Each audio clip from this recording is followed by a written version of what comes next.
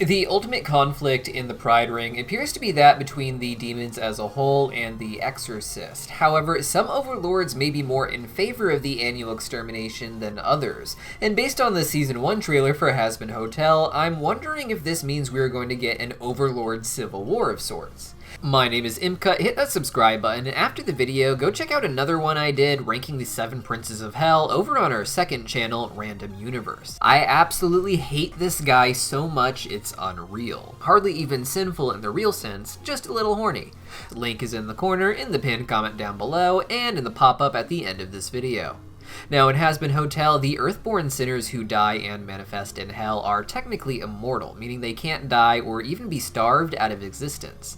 The only way they can be killed is with special angelic weapons that angels come down and use to hunt sinners in the annual extermination to prevent overpopulation in hell.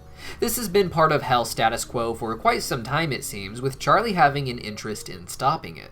Despite how impossibly small Heaven looks compared to Hell, she believes that if she can rehabilitate enough sinners, Hell will have more room and eventually the annual extermination can end, but in the meantime, at least those trying to get into Heaven will have her protection.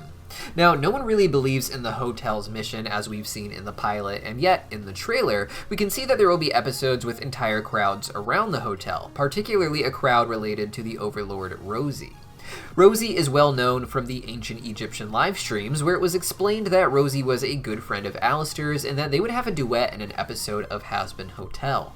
Based on the leaked titles of the season, Rosie won't appear until episode 7, literally titled Hello Rosie, and I imagine that her presence will be important for the next episode, which is the season finale titled The Show Must Go On. Rosie appears in the pilot after the annual extermination and is well known to be an important member of the cannibal colony that seems to be located in Pentagram City. In the official Hazbin Hotel prequel comic that was available at HazbinHotel.com before it was revamped for the upcoming season with A24, Alistair goes to visit this cannibal colony, it being one of his favorite places to go in order to enjoy the meat of other demons, as Alistair himself is known to be a cannibal. While there, he waves at a few cannibal women, with Alistair asking them to give his regards to Rosie. Rosie is seen in the pilot running an emporium, which generally is a large-scale retail store, but can also be used for large-scale varieties of food. My personal theory is that Rosie is an overlord in the trade of demon meats, with her emporium perhaps providing all sorts of different demon delicacies for people to cannibalize on in hell, just one of many places in the cannibal colony that are supposed to sell demon meat, such as the small butcher shop that we see in the comic. That being said, the cannibal colony, for some reason, is also obsessed with 1940s Americana, and this emporium, whether just one of her businesses or a key business, may be more about providing the 1940s style to the demons who live there with large-scale variety. Regardless of if Rosie is an overlord of cannibalism specifically or just vintage furniture, it appears that cannibalism is an important part of her character and the way of life of the many people who surround her in the cannibal colony. With that in mind, Rosie has no real reason to come to the Hazbin Hotel, as I doubt that Rosie is planning in any way to give up cannibalism. Yet she seems to be there to help Alistair help the hotel, and perhaps has even brought a lot of this crowd with her from her cannibal colony as support, as they seem to be singing along enthusiastically about a battle to defend the hotel. Now, Rosie is a friend of Alistair's, but why would she be willing to help out this hotel for him in such an extreme way? Interestingly, Rosie can also be seen in an earlier teaser for Hazbin Hotel, sitting at a table with Alistair and many of the overlords, with a graphic in the background showing an exterminator being crossed out. At the head of the table appears to be a character named Camilla, who looked different in the pilot opening the curtains, and who many fans theorize to be the overlord of angelic weapons because of her white color scheme, as well as what looks like an assistant to hers at the table who was seen in the pilot picking up Left Behind angelic weapons after the annual extermination. Despite this being the main source of revenue for Camilla if she is the overlord of angelic weapons, the crossed out angel makes many fans think that this is a meeting for overlords who are against the annual extermination for one reason or another, which Alistair does seem to be. While he claims he is only at the hotel for the entertainment of watching it fail, I imagine Alistair has bigger plans for the hotel than he's letting on.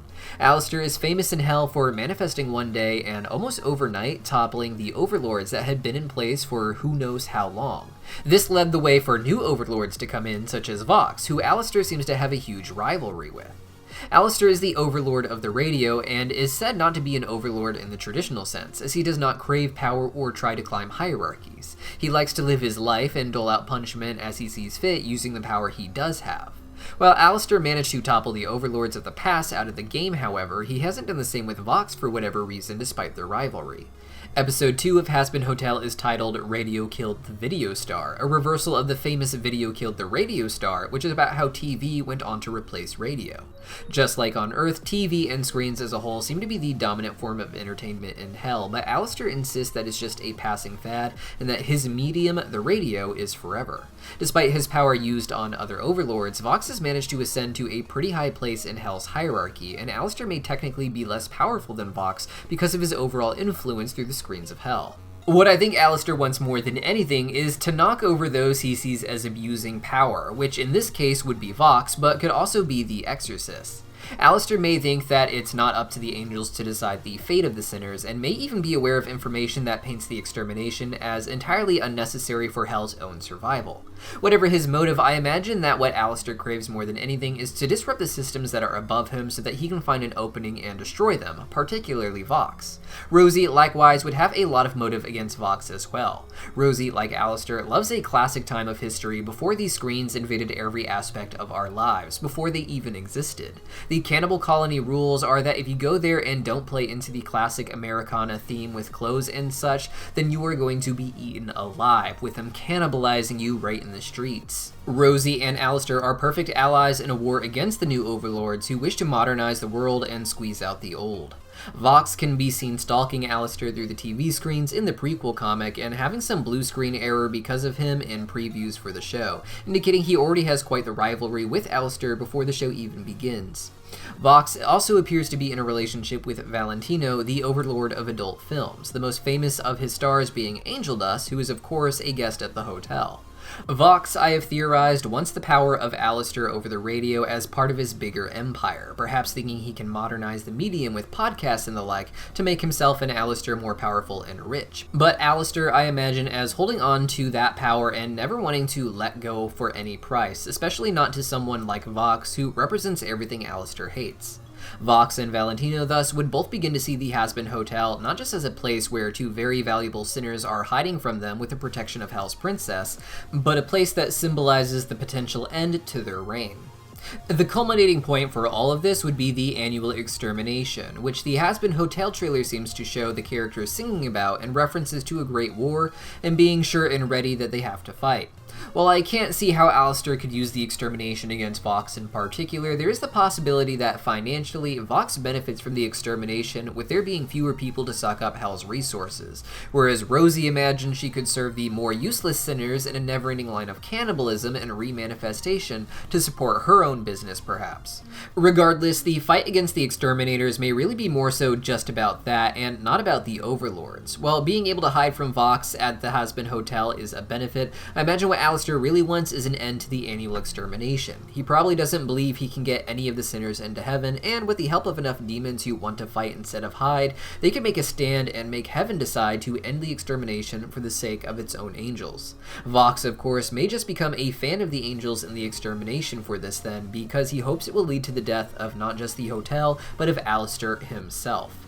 This paints a great portrait of a sort of internal civil war in Hell's overlord system, but what do you guys think? Let me know your thoughts in the comments down below, and don't forget to check out that video of me ranking the 7 princes over on our side channel, Random Universe. Just click the video on the left or use the link in the pinned comment down below, and I'll see you next time.